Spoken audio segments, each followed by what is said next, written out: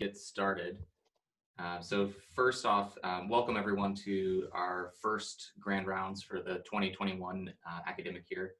I think we have a great program this year for our Department of Orthopedic Surgery. We've got a strong group of visiting professors from across the country, a great group of internal speakers.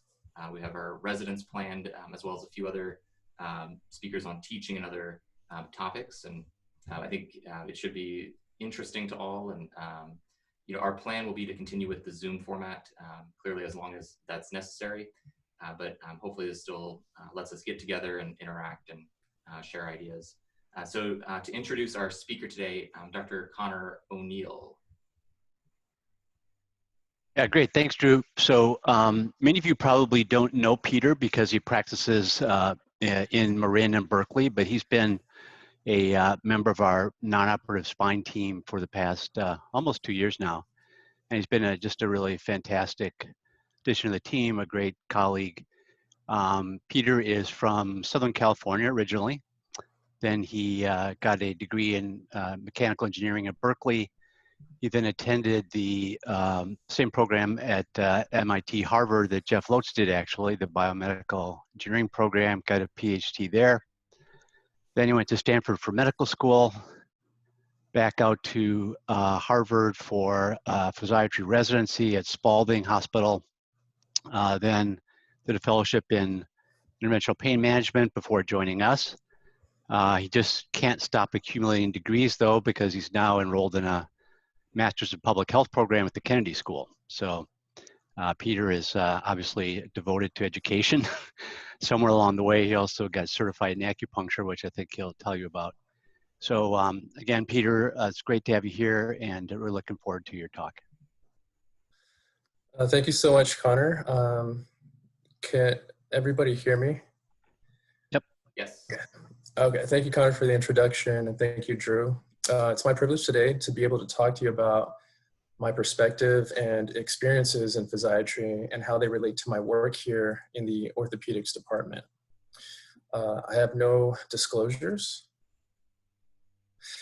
Physiatry is a diverse field that interfaces with numerous other specialties, and very prominently with orthopedics, anesthesiology, neurology, and psychiatry, given its broad aim of enhancing and restoring function and quality of life to those with physical impairments and disabilities. Because of this breadth, its subspecialties also span numerous areas, including neuromuscular medicine, pediatric rehab, spinal cord injury, sports and pain medicine, among others. And those who come to the field are drawn not only by its ultimate directive, but also inspired by some part of the field that they connect with personally, whether they personally experienced a sports injury as a former athlete or suffered a disability, or had a simple fascination with neuroplasticity and the psychological aspects of recovery from trauma. From its early beginnings in the 1930s to rehabilitate through physical medicines, physiatry has grown to not only utilize physical therapy approaches, but also to incorporate multidisciplinary interventions and medications, and has attracted those inspired and receptive to working in multidisciplinary teams, using multimodal approaches and addressing the multiple dimensions of a patient's care.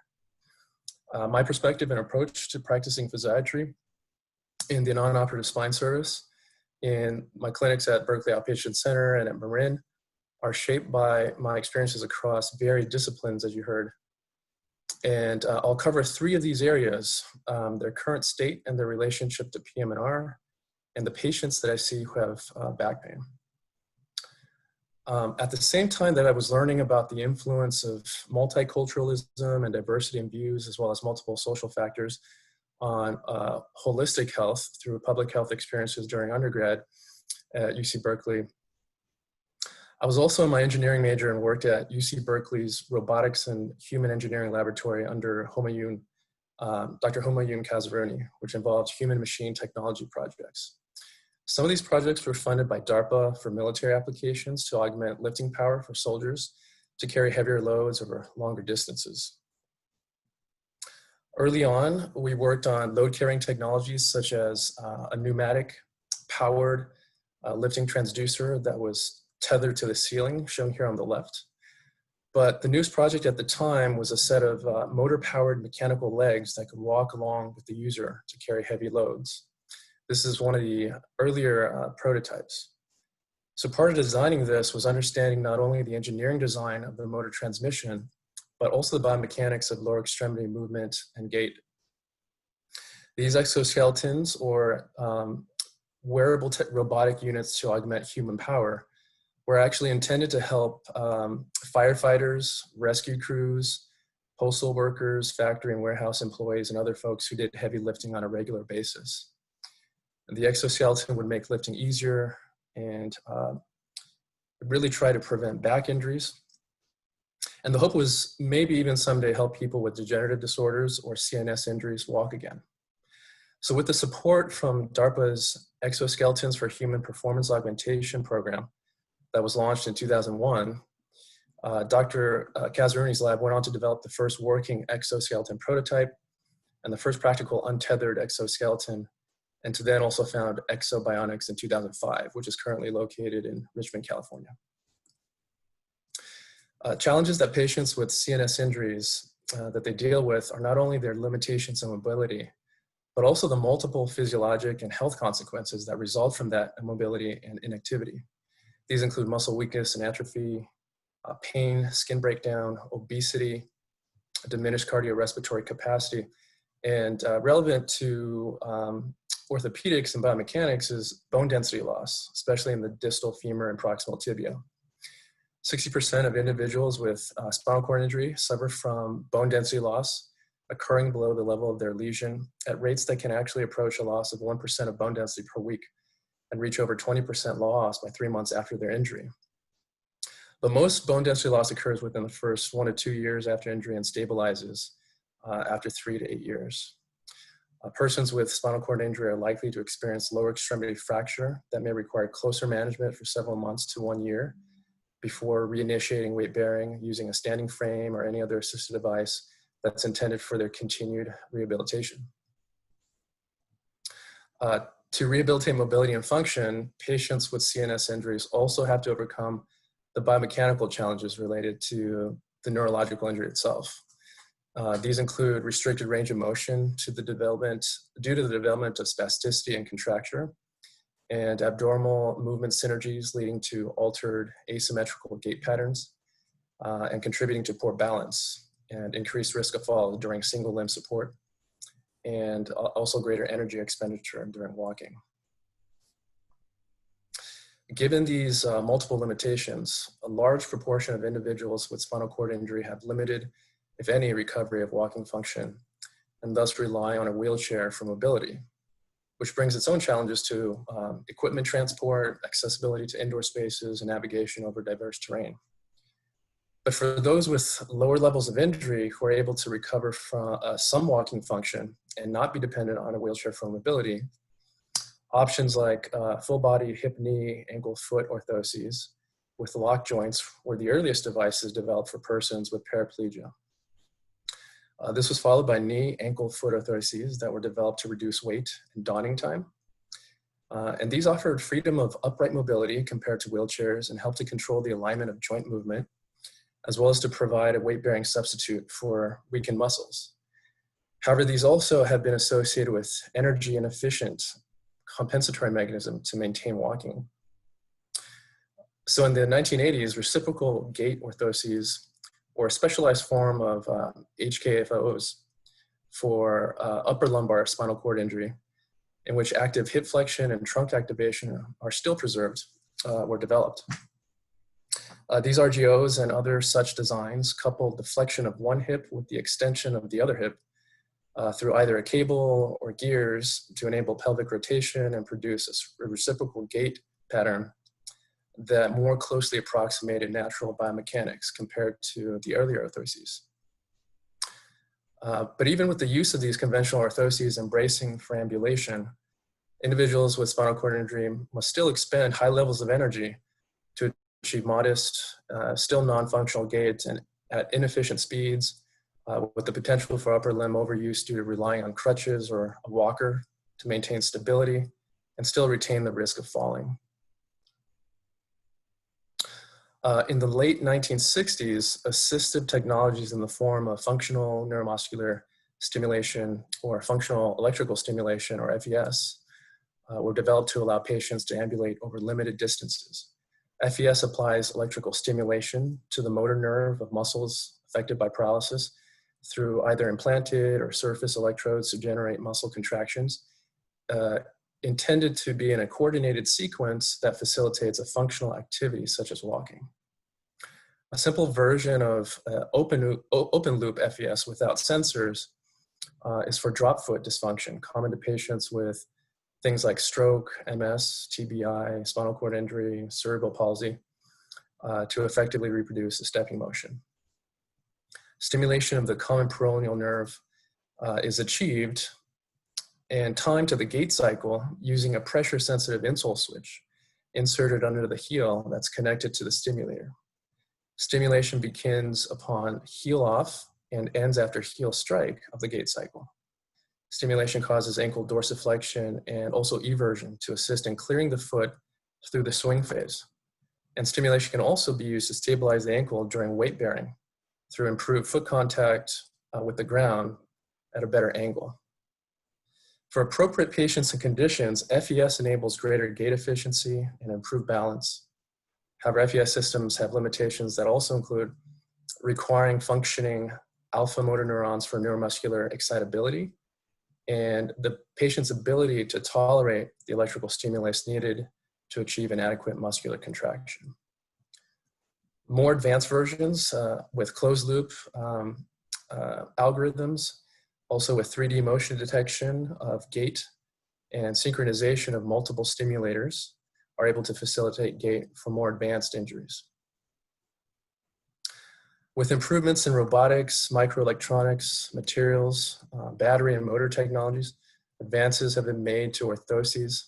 And over the last 20 years, exoskeletons have evolved from their earliest forms and concepts for military applications to an emerging field in rehabilitation to restore upright walking to patients with paraplegia and gait deficits, as well as deliver repetitive gait training therapy.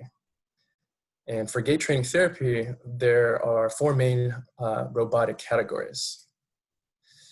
Tethered exoskeleton systems, such as the Locomat, which is fairly common, apply forces through a stable and articulated frame that may be suspended either from an overhead guide rail or connected to the ground. Applied forces move the patient's legs in conjunction with a body weight support system. And these systems often involve walking on a treadmill. And motivation can be induced through either a therapeutic gaming interface or a virtual reality scenario, or a physical therapist that helps modify activity demands. These systems can be less accommodating of individual gait variations though. End effector-based systems such as the GEO system work based on constraint and propulsive force applied at the distal end of this kinetic chain. And the proximal joints simply move along according to the body geometry and articulations. Often this means the feet are strapped to moving foot plates, and as they are motioned through an elliptical motion. And they're moved by a device in a gait-like trajectory with less external control over the more proximal joints. These systems simulate the gait phases and stair climbing, but obviously do not necessarily generate true swing and stance phases. These involve the least demand for the user to be able to initiate stepping motion. Patient-guided suspension systems such as the Endago are non-anchored, they're mobile, they can roll, you can walk with these frames. And they allow overground supported walking with sensors and control algorithms to assist with propulsion and steering of the frame. They also provide a harness and or a trunk or pelvic support during walking. And then there are untethered exoskeletons, which are wearable, powered, articulated, with self-contained power sources, control algorithms and actuators that move the patient's legs through a pre-programmed and near normal gait cycle and allow the most freedom and realistic walking experience. For historical perspective, the earliest attempt by a big firm to develop a mobile worn robotic exoskeleton for the military was made in the 1960s by General Electric, which was called a Hardyman. It was a huge machine, and it was envisioned as a suit of mechanical muscles that would enable its operator to lift up to 1,500 pounds. However, the Hardyman itself also weighed 1,500 pounds and lacks the ability to actually be worn safely. And sometimes the engineers were actually cautious of actually turning it on. And so it never saw mass production. Since then, designs have evolved to the forms that we now recognize.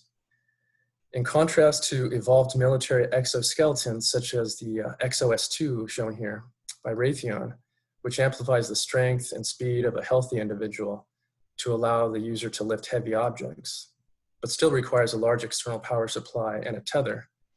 Medical exoskeletons aim to facilitate mobility in home and community environments and address the recovery of lost movements to achieve upright bipedal overground walking. Their use usually still requires some upper limb aids, such as a walker or forearm crutches to maintain balance. And compared to treadmill-based orthoses that you saw previously, these powered exoskeletons are relatively more compact, lightweight, and portable. Wearable robotic exoskeletons provide powered motion at the hip and the knee to enable patients to stand, walk, even climb and descend stairs for what's called overground bionic ambulation. And various designs have been developed, and those I'll show here have been FDA cleared for use as rehabilitation or personal units for use at home and in the community. So ReWalk was founded in Israel in 2001 and became the first exoskeleton to receive FDA clearance for spinal cord injury in the United States in 2014, and it was also recently approved for qualifying veterans with paraplegia in the VA system. My training institution at Spalding actually purchased a few of these units to help rehab spinal cord injury and stroke patients. The Indigo is a Vanderbilt design suit from the lab of Dr. Michael Goldfarb, and was the second to receive FDA clearance in the US and has a contract with the VA system. It was FDA cleared for spinal cord injury in 2016 and for stroke in 2018. It incorporates FVS at the same time to improve muscle strength and circulation. And one notable difference is that it can be put on and taken off while the user is sitting in a wheelchair to make it easier to don and doff. Currently, the ReWalk and the Indigo are the only two units that have the capability for allowing the user to climb stairs and descend stairs, but this feature hasn't been approved by the FDA yet in the US and is not available in the States. And then EXO, which was founded in 2005 by Dr. Kazruni, was FDA cleared for stroke and spinal cord injury rehab in April 2016, and just recently received approval for acquired brain injury on June 25 of this year. The device was the first of its kind to receive a stroke indication and is now also the first to receive an indication for brain injury. Hybrid Assistive Limb, or HAL, by Cyberdyne in Japan was FDA cleared for spinal cord injury in 2017. It mainly uses the detection of skin surface bioelectrical signals that reflect muscle and nerve information of the patient to control the movements of the device, as compared to these other devices which use postural cues or weight shifting or remote control to control movements. However, to qualify to use this suit, patients need to have some volitional motor function of the hip and the knee extensor in order for the sensors to detect the user's bioelectrical signals to generate stepping motion. Medical exoskeletons are still early in their development, even though it's been several decades, and for their use for therapeutic and in-home use.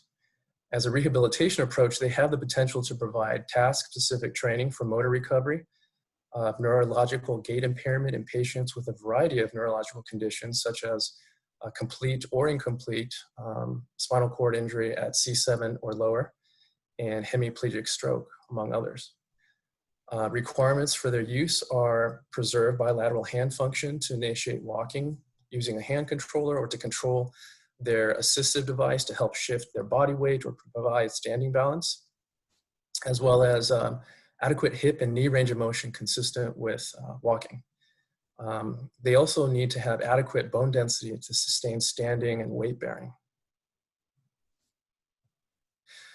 A study to evaluate the effectiveness of powered exoskeletons as a rehab measure to improve gait in ambulatory incomplete SCI patients followed patients for 90 days using HAL as part of their gait training, and showed that by the end of the intervention period, participants nearly doubled their mean gait speed without the use of their exoskeleton, and more than doubled their 6-minute walk test distance. As a personal mobility device, powered lower limb exoskeletons hold early promise to facilitate upright walking at speeds and levels comparable to unimpaired gait. And the majority of current evidence surrounding the use of powered robotic exoskeletons have been case studies or single intervention trials with a small number of participants. A systemic review by Louis in 2015 found that gait speed attained by non-ambulatory motor cervical or thoracic level SCI patients who were anywhere from 2 months to 2 years after their injury while wearing a powered exoskeleton, averaged across different devices, achieved a modest average of 0.26 meters per second and ranged from 0.03 to 0.71 meters per second, as determined by these trials using 10-meter walk tests, 2 or 6-minute walk tests, timed up and go tests, among others. And for reference, regular walking speeds in the healthy general population, they range from 0.94 to 2.53 meters per second and depend on sex and age. In theory, greater speeds may be possible with greater functional recovery in these patients. However, in those circumstances whereby a user has regained near normal gait speed, maybe an exoskeleton may not be needed at that point. So as of now, commercial exoskeletons have set gait limits for safety reasons, with the maximum speed of the rewalk being 0.55 meter per second. In the review, Louis and colleagues also found that there was a positive correlation between greater gait speed and spinal cord preservation or a lower level of injury, as well as the number of training sessions that the patient had. There was no correlation found between gait speed and the duration of injury. So higher speeds were achievable when walking with an exoskeleton when there was a lower level of injury and when the patient practiced longer. Robotic assistance facilitates both clinical evaluation and enhances the motor learning rehabilitation process, offering the ability to measure performance parameters, to control interventions precisely, and also offer afferent feedback. By being able to consistently execute repetitive, task-oriented, and complex mechanical manipulations that are often labor-intensive for the physical therapist, this can increase the duration and number of training sessions while reducing the number of assisting therapists required, and therefore lead to improved outcomes. To go over early evidence for stroke rehab, such evidence supports the benefit of robotic assisted gait training to provide effective gait training as effective as conventional therapy, provide the greatest benefit within the first 3 months after a stroke, provide greater benefit with the addition of functional electrical stimulation, improve gait speeds within the first 6 months after a stroke, and provide gains in gait speed that are maintained 3 months after the therapy. And then early evidence for spinal cord injury rehab supporting the use of robotic assisted gait training shows that they can facilitate greater gains in functional independence or FIM scores compared to standard therapy over 1 month of inpatient rehab use, facilitate limited community ambulation, improve lower extremity spasticity, improve bowel function, and improve patient-reported quality of life. Robot-assisted gait training has also been found to elicit cardio-metabolic challenge and conditioning that may provide some form of exercise and prove to be beneficial to address the physiologic sequela of immobility that I mentioned earlier. A New York VA and Mount Sinai study by Aslan and colleagues looked at metabolic testing of 8 non-ambulatory persons with spinal cord injury at T1 to T11 with paraplegia who trained to ambulate with a powered exoskeleton. They measured O2 consumption and heart rate for 6 minutes each during each of the maneuvers while sitting, standing, and walking. While walking, the patients achieved gait speeds ranging from 0.08 to 0.36 meters per second. Heart rate and O2 consumption responses to exoskeleton-assisted walking were demonstrated to be mildly but significantly increased from sitting and standing, but well below maximal predicted value for both variables. Findings indicate that participants performed exoskeleton-assisted walking at about half of their estimated maximal heart rate reserve, which amounts to moderate intensity exercise. And this was attributed to the increased use of trunk and shoulder muscles that were required for weight shifting and balancing using crutches, and was also dependent on the patient's functional capacity. Compared to the use of passive orthoses, such as the RGOs and the KAFOs, at similar walking velocities, overground bionic ambulation required generally less cardio-metabolic demand, as shown as on the last line here in this table. Participants were also asked to rate their perceived exertion on the Borg scale. They rated that as 10, which represents a very light to fairly light effort. So taken together, the relatively modest energy demands of walking using a powered exoskeleton approach, which is what the American College of Sports Medicine has recommended as minimal training intensity threshold for improvement in oxygen consumption. Exoskeleton-assisted walking has the possibility to be used routinely and provide regular activity for the possibility to improve cardiopulmonary and metabolic health. Obviously, there are still many device-related and patient-related factors that are limitations to greater use of these exoskeletons, which I won't go into detail here, but I've listed. A significant one of these currently is that there are no automated fall prevention and mitigation strategies built into these exoskeletons, although some are working on this.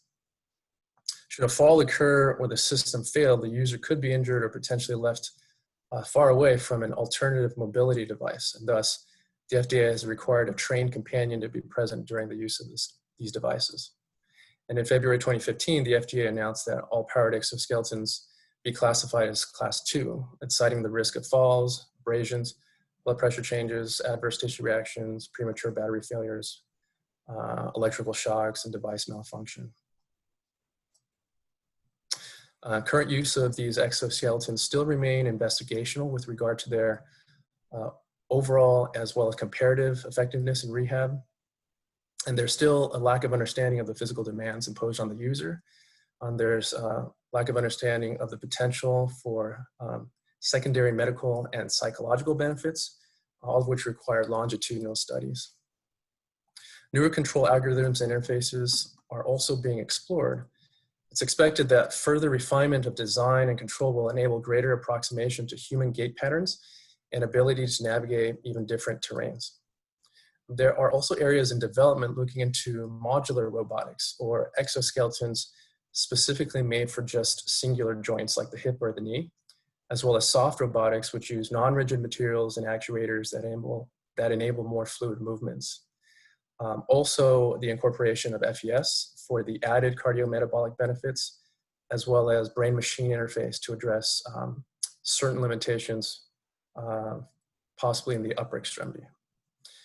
At the same time that I saw the immense possibilities for engineering and technological advancements to enhance function in the field of rehab, among which these exoskeletons was a prime example, there was always the hope that medical advancements could eventually reverse the damage in the injured central nervous system or any other tissue for that matter, and restore function through healing. And so many of us were drawn to the promise of regenerative medicine and platelet-rich plasma in particular, among other orthobiologics, which provide a safe and natural therapeutic agent with the potential to accelerate tissue healing. My interest was already there from parallel work that I did during grad school through research that was investigating the angiogenic potential of growth factor delivery to treat ischemic myocardium after heart attacks. And briefly, PRP is an autologous plasma derivative prepared to contain a supraphysiologic concentration of platelets, typically 4 to 6 times greater than whole blood. PRP's therapeutic potential is based on the premise that growth factors released from this reservoir of alpha granules and activated platelets in supraphysiological amounts can accelerate tissue repair, modulate inflammation, influence cell processes and tissue remodeling to promote tissue healing and reduce pain. PRP was first used clinically in the US in the 80s and had since been adopted for use in a variety of medical specialties. PRP has been reported to be used to improve soft tissue healing, vascularization of grafts, and bone regeneration, where patients undergoing mandibular continuity reconstructions who had received PRP had significant increases in bone formation and bone graft density. In the last 15 to 20 years, use of PRP has gained popularity, especially in the orthopedics and sports medicine fields, for its therapeutic potential to facilitate tissue repair, modulate inflammation, improve symptoms of tendon, ligament, and other joint conditions. Much of this momentum came from early anecdotal reports of accelerated recovery in athletes who received PRP, which prompted increasing numbers of studies that demonstrated safety and minimal side effects. While PRP has found utility in musculoskeletal applications, in particular for tendinopathy, among others, early studies have also investigated its possible role in addressing pain from spinal sources. For this area, both in vitro and preclinical in vivo studies have shown that PRP can increase cell proliferation, matrix repair, survival of intervertebral disc nucleus pulposus. PRP has shown to reduce inflammatory mediators in human synoviocytes, and PRP can mediate chondroprotective effects in human osteoarthritic knee cartilage. Within orthopedics, studies have investigated the use of PRP for primary therapy of tendinopathy, arthritis, muscle injury, fracture healing, as well as perioperative uses alongside ligament reconstruction, total hip or knee arthroplasty, rotator cuff repair, meniscal repair, and high tibial osteotomy, with the literature demonstrating mixed or inconsistent results, and at least partially attributed to heterogeneous preparation methods and kits, leading to various degrees of platelet concentrations and volumes used for various orthopedic complaints. Also attributed to inconsistent reporting of protocols, unstandardized nomenclature, and ambiguous classifications, which make comparing findings from results from different studies very challenging. Limitations in insurance coverage also make the accurate reporting of epidemiological data difficult. Given that standardization of preparation reporting is a viable first step to allow for better protocol reproducibility and comparison of treatment outcomes, Mottner and colleagues have sought to establish a standard reporting system for PRP that recommends, when reporting PRP treatments, to document platelet concentration and number and injected volume delivered, leukocyte concentration, and if present, the percentage of neutrophils, RBC concentration, and to also identify the type of exogenous activation applied, if used. The use of PRP for pain of spinal origin has become a common question that comes from my patients in clinic and other colleagues. They ask about the evidence because either they hear anecdotal accounts of good therapeutic benefit in their friends, or they've had personal treatments by outside providers and they're looking to repeat it again. A few mostly small studies have evaluated the safety and efficacy of PRP injection as a means of treating common forms of low back pain. And for each of these forms of pain, there's been a level 1 study, none of which across all these studies have reported major complications or safety concerns arising from PRP treatment. A double-blinded RCT in 2016 by Lutz's group recruited 47 adults with axial low back pain greater than 6 months that was refractory to conservative management and who had been diagnosed with lumbar disc annular fissure of grade 3 or 4 and had concordant pain on discography. Participants were randomized to receive an intradiscal injection of either PRP or contrast as control. PRP was prepared by centrifuging autologous whole blood using the Harvest technology system. But in this study, platelet concentration was not reported. So patients in the experimental group received intradiscal injection of 1 to 2 mils of PRP to degenerative discs confirmed by discography, while patients in the control group received 1 to 2 milliliters of Omnipaque contrast as control.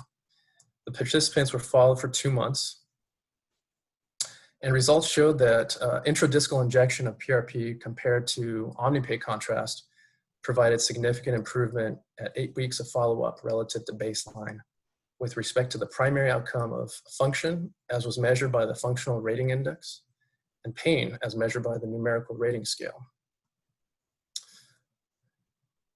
Comparison of outcomes between PRP and control were not evaluated after 8 weeks, but improvements in function in the PRP group were sustained at 1 year in the PRP group.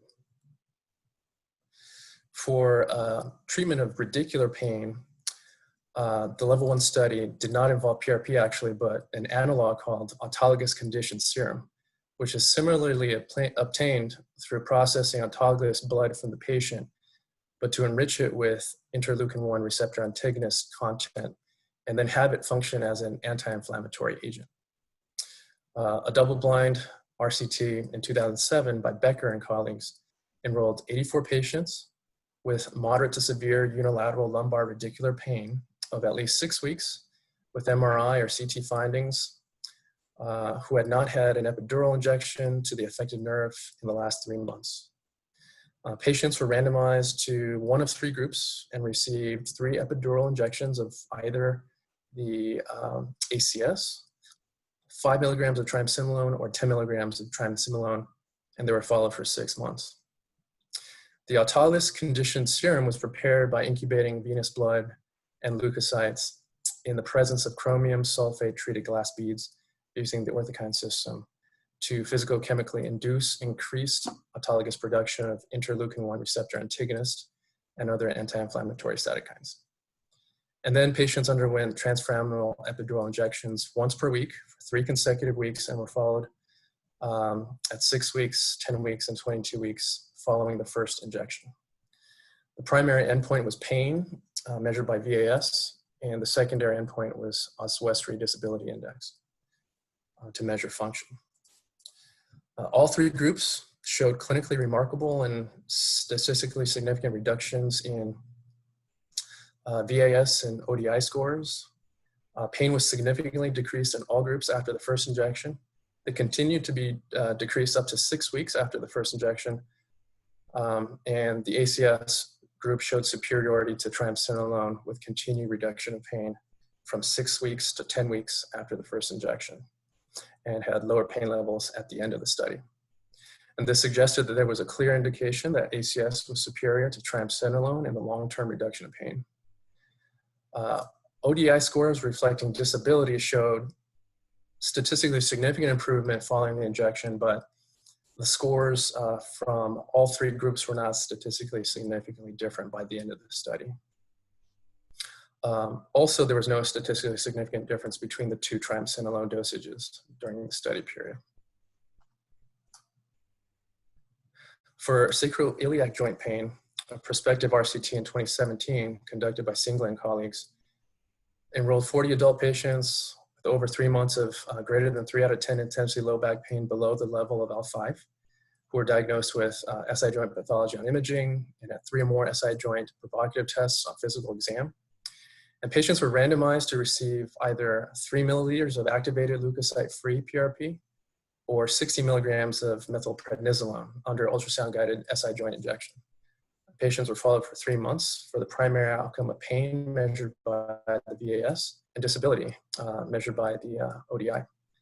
Leukocyte-free PRP was prepared by spinning autologous whole blood and filtering the leukocytes using the ImmuGuard system to yield a platelet count of 3 million per microliter. And this was the only paper really to report the concentration of platelets that were used. Patients in the PRP group had pain scores that decreased significantly after injection at 6 weeks and 3 months, while the steroid group had initial pain reduction that was present, that attenuated after 2 weeks. And at 3 months, 90% of patients in the PRP group, compared to only 25% of steroid patients, had greater than 50% pain reduction. The modified ODI scores gradually improved in the PRP groups through 3 months. And similarly, the steroid group demonstrated initial improvement to 2 weeks, but then attenuation thereafter, demonstrating that PRP was superior to steroid and providing longer lasting reduction of pain and disability. And then lastly, for facetogenic pain or facet arthropathy, the level 1 study looking at intra-articular administration of PRP was in 2017 by Wu and colleagues, which enrolled 46 adult patients with greater than 3 months of local back pain who had failed 1 month of conservative management with exam and imaging findings of facet degeneration confirmed by diagnostic lidocaine block 1 week before treatment. Patients were randomized to receive an intra-articular facet joint injection with either 0.5 ml of autologous PRP or 0.5 ml of 5 mg per ml betamethasone with lidocaine. And they were followed for 6 months for outcomes in pain and function. The outcome measures were pain at rest and during lumbar flexion, and the function as measured by the Roland Morris Disability Questionnaire and the Oswestry Disability Index. They reported that PRP was prepared by centrifugation of venous whole blood twice to render platelet concentrations that were 4 to 5 times that of native peripheral blood. Both the PRP and steroid groups demonstrated statistically significant improvements in pain at rest and during flexion. And similarly, both groups had statistically significant improvements in disability at 1 month, with the steroid group demonstrating greater improvement in pain and function in the short term up to 1 month, but the PRP group demonstrating sustained and greater improvement in the long term from 3 to 6 months, during which the steroid group had attenuation of their gains. And taken together, these small studies for each type of spinal pain provide preliminary but not conclusive evidence in support of PRP as a viable therapeutic for longer term efficacy. Again, none of the studies reported complications or side effects from patients receiving PRP. And so you may have noticed that even in these 2 prior areas that I covered that are distinct fields and have distinct endeavors, that pain in its different forms is a common element, which is also what I find is the case across numerous areas of PM&R. And commonly, part of restoring function may mean to ameliorate pain, but if not to get rid of nociception, then to reduce the pain experience by approaching pain from different respects in the biopsychosocial framework. The multidisciplinary approach of rehabilitation lends itself directly to the multimodal approach commonly accepted for the non-operative management of chronic pain, which is what I use in my treatment plans, education for my patients, ultrasound-guided injections of steroid or PRP that I perform over at Berkeley, and fluoroscopy-guided spinal injections that I perform at the Orthopaedic Institute. This framework and conceptualization of pain also underlies the detailed approach that the tremendous research effort through UCSF Reach, led by Jeff and Connor, is taking to study the phenotypes and mechanisms of chronic low back pain that I'm excited to contribute to. As much as I remain open to the possibilities of PRP as a natural remedy to address pain and function, I was receptive to exploring the different approaches to address pain, especially along the lines of holistic therapies like acupuncture that promote self-healing and serve as complementary medicine to conventional treatments. And while there's still skepticism as to the efficacy of acupuncture due to the lack of high-quality evidence and incomplete understanding of the mechanisms of acupuncture under Western medicine paradigms, there has been progressive interest and increasing acceptance over the last 50 years to incorporate the philosophies and techniques of the practice, which has been around for several thousands of years, as part of the diverse modalities used for pain management.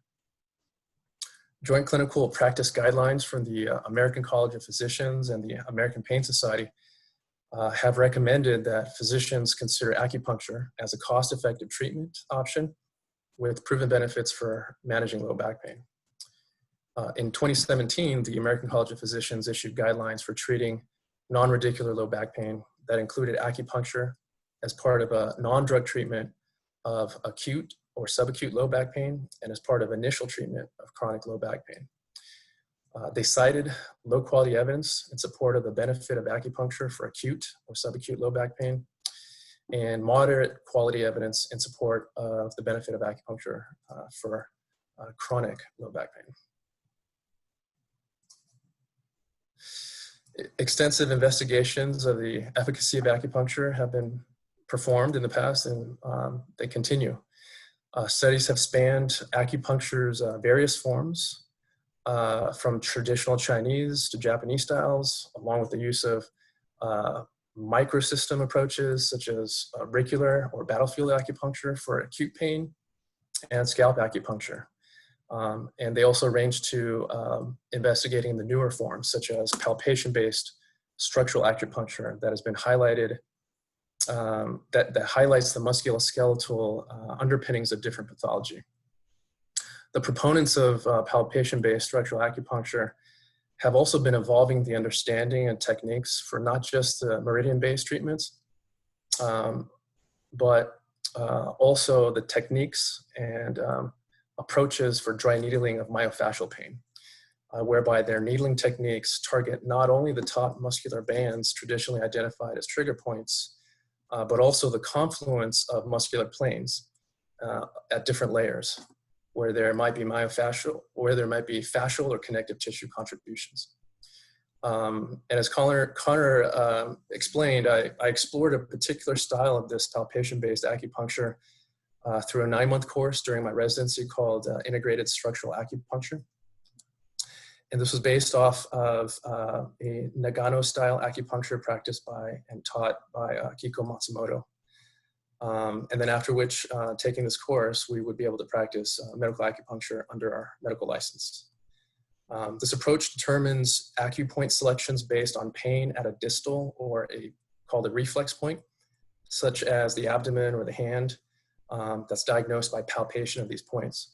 So palpation of these reflex points dictates which acupoints are chosen for treatment rather than choosing points according to the disease process or theory alone. And treatments are then pursued at chosen meridian-based acupoints until the reflex pain disappears. Treatment strategies are used to treat not only the constitutional or organ system ailments, but also specific complaints such as back pain.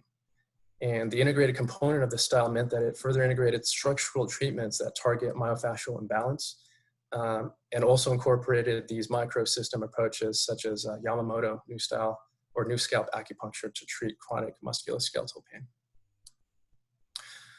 Several clinical trials have evaluated the efficacy of acupuncture for chronic low back pain, and most studies are comparative to usual treatment, with the ongoing challenge and criticism of such studies being about the quality and validity of their sham acupuncture control and the ability to eliminate placebo effect.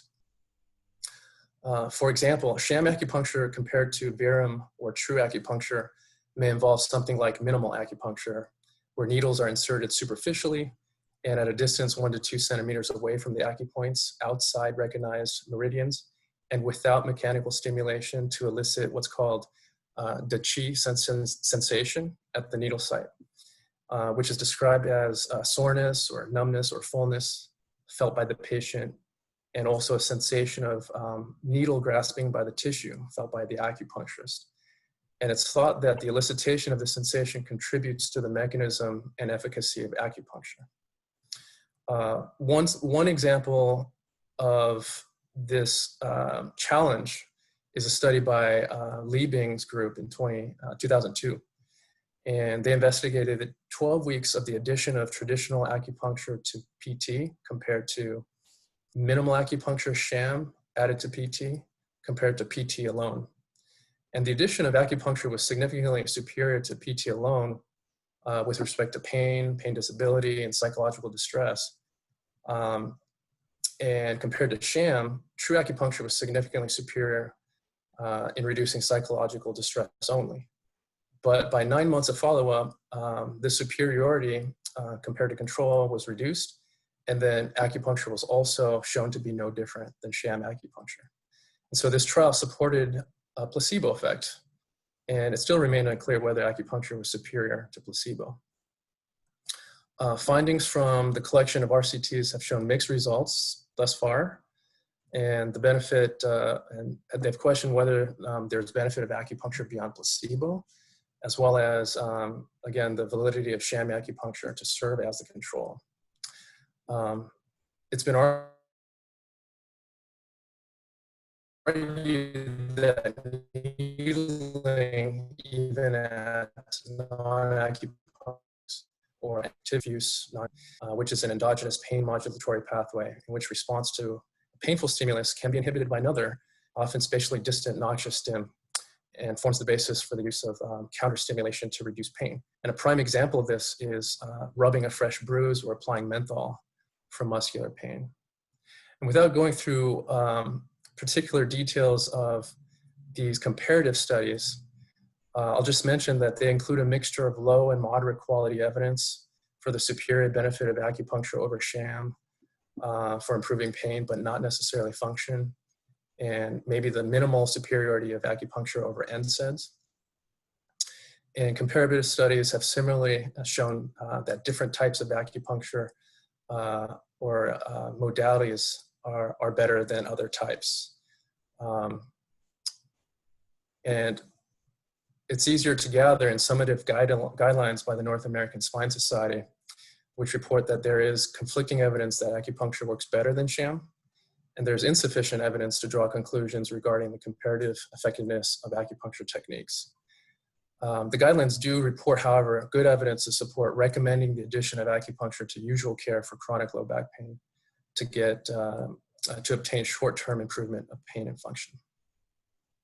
So I hope I've given you a better sense of how each of these very different disciplines all come together to serve not only rehab patients, but in particular spinal pain patients.